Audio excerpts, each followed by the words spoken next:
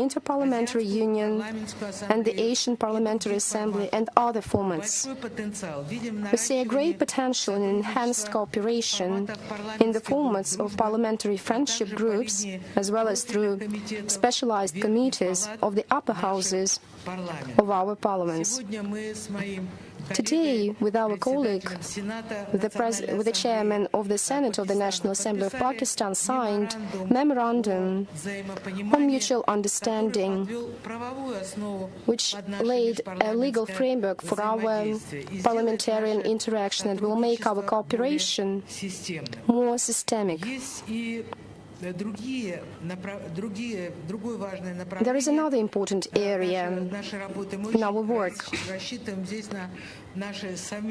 and we are counting very much on the two parliaments' joint work. I mean improving the legal framework for our cooperation. So in this regard, the important work of MPs is difficult to overestimate. Much remains to be done here, including for the progressive development of trade and economic ties. Their diversification, they are based on a solid and time-tested foundation.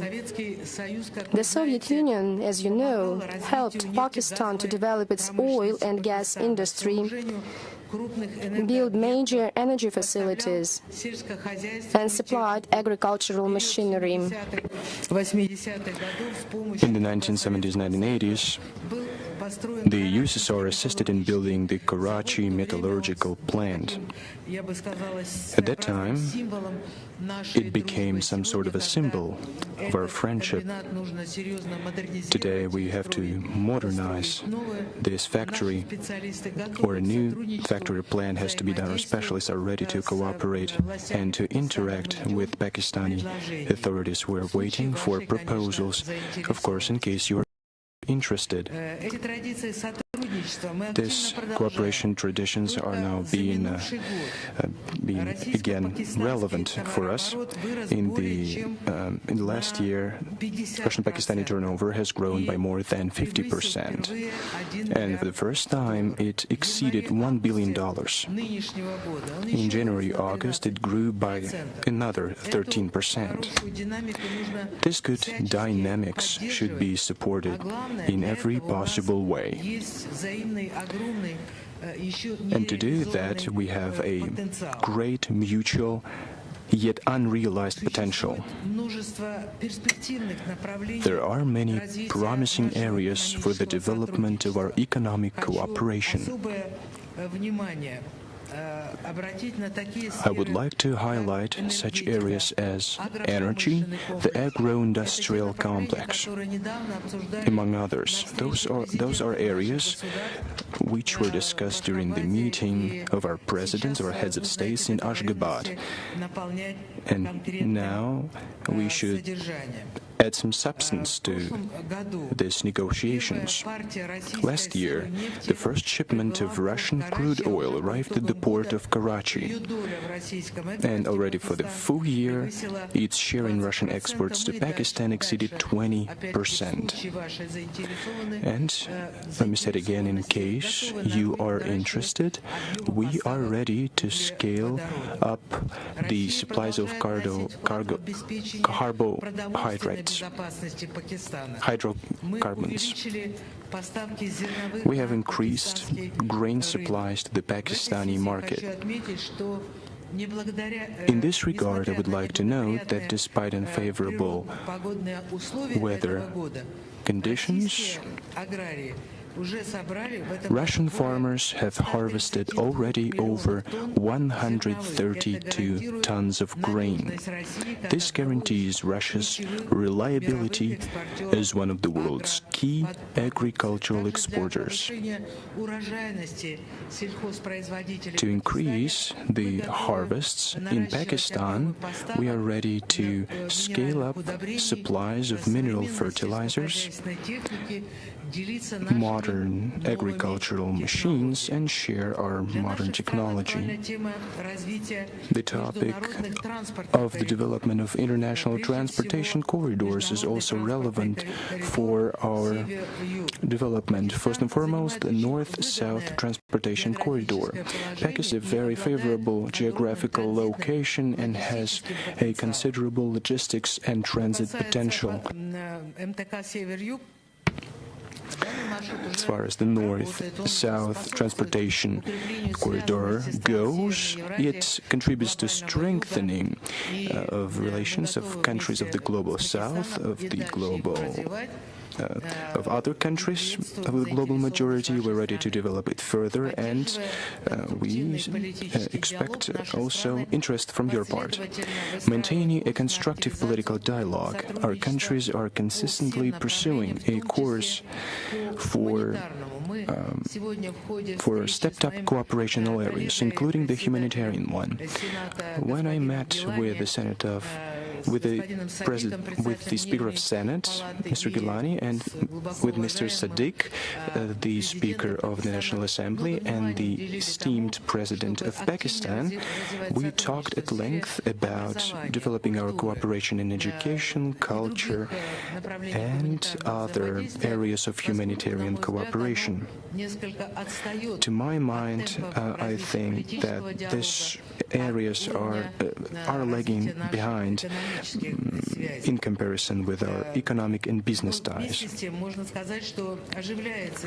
At the same time, we can say that our bilateral cooperation in culture and sports is being developed, is being revived. One of the greatest poets, one of our greatest friends, wrote in Urdu, Faiz Ahmad Faiz.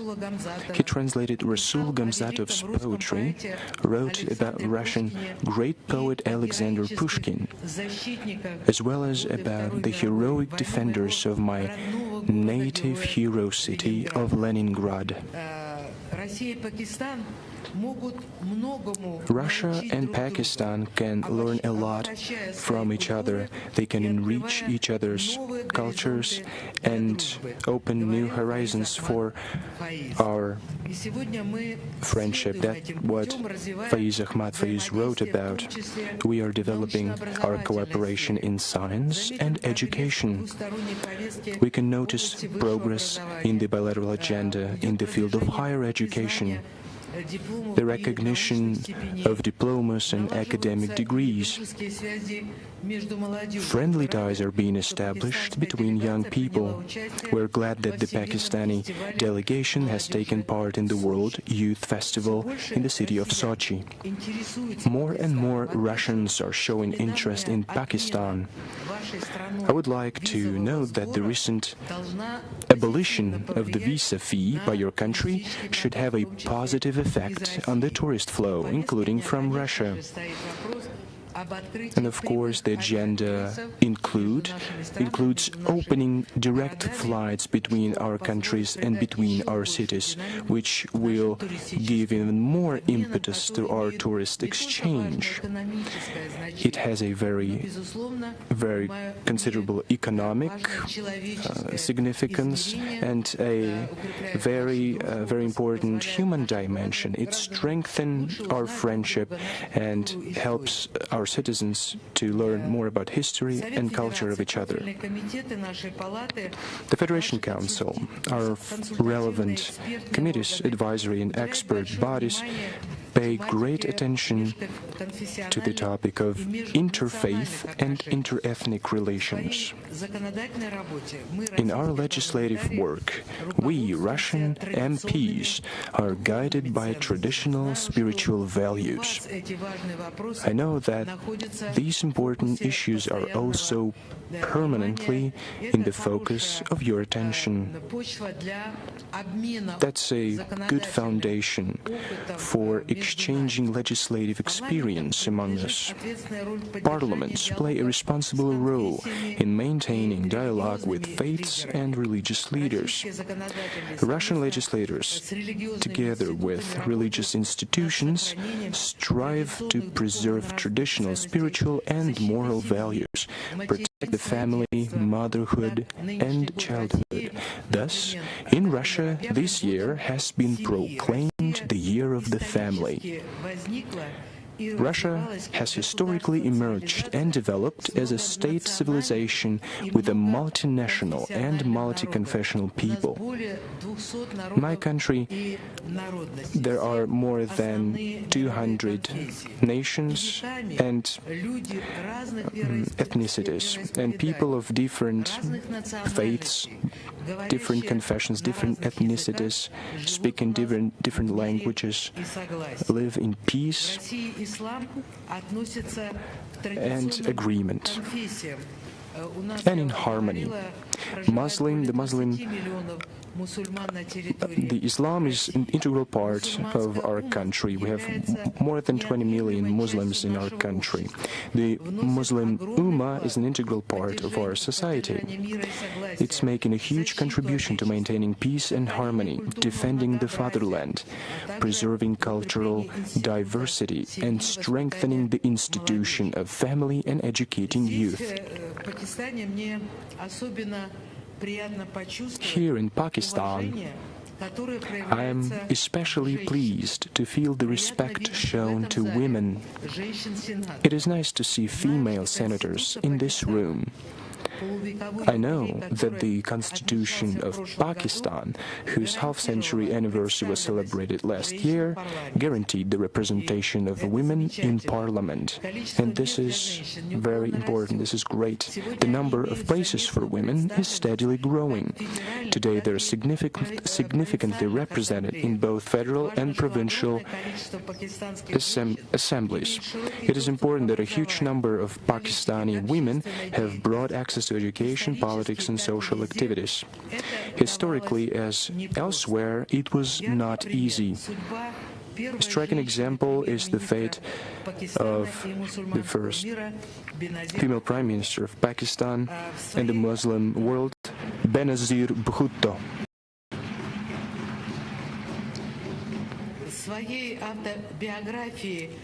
She wrote in her autobiography, Daughter of the East, published also in Russian, she wrote that politics was a difficult area of effort for a woman in any society.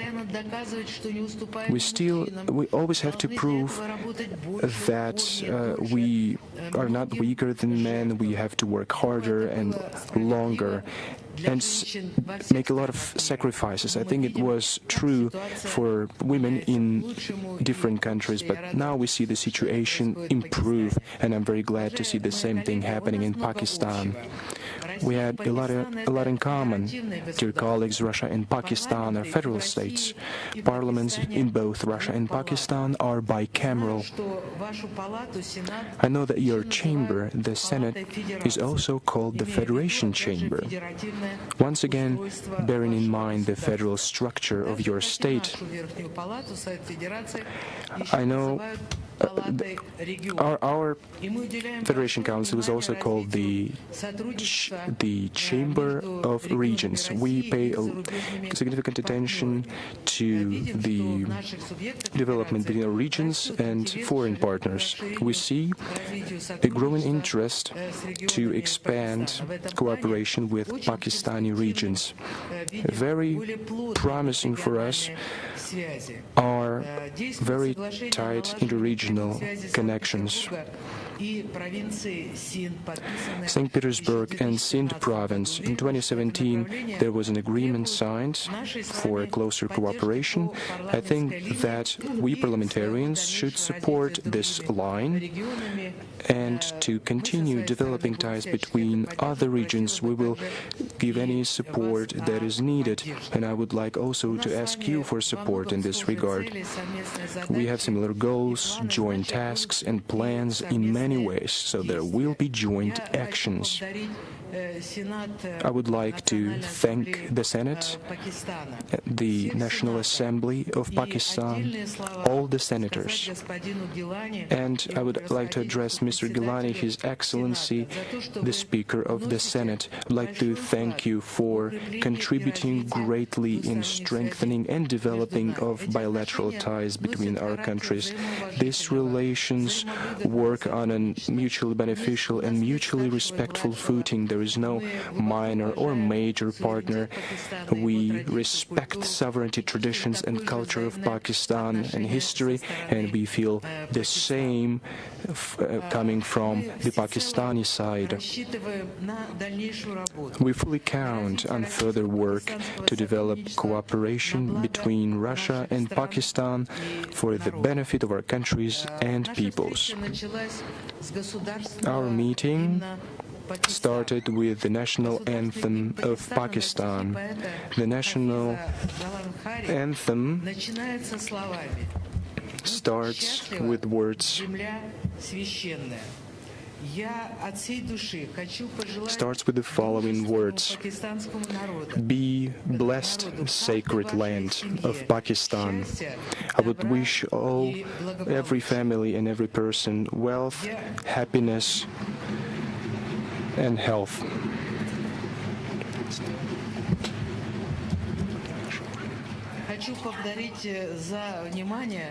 Бохот шукрия, Пакистан Руси дости зиндабад.